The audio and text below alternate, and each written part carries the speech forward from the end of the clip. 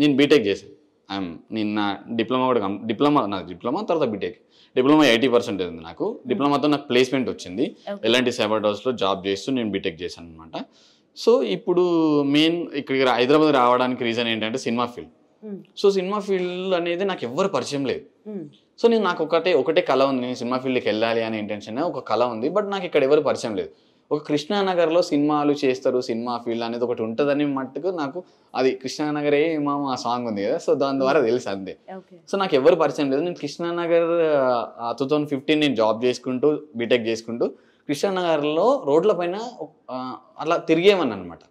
అట్లా చిన్నగా tea shop కాడ ఒకరిని పరిచయం చేసుకొని తర్వాత వాళ్ళ నుంచి మెల్లమెల్లగా సినిమా వాతావరణంలోకి వెళ్ళడానికి నాకు ఒక 2-3 months పట్టింది. తర్వాత సో నేను అప్పటి వరకు ఇట్లా ట్రెండింగ్ రైటర్ ఏం కాదు. సో నా చేతిలో ఒక బుక్ ఉండేది, ఆ బుక్లో పాటలు ఉండేది.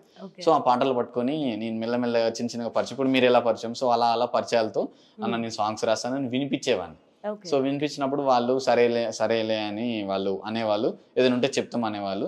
సో అట్లా ఒక 2-3 months తిరిగాను నేను ఆల్మోస్ట్ బీటెక్ చేశాను, నేను చదువుకున్నాను, నేను వెల్ ఎడ్యుకేటెడ్ అయినా నేను సినిమా ప్యాషన్ కోసం కృష్ణానగర్లో రోడ్ల పైన తిరిగాను అనమాట.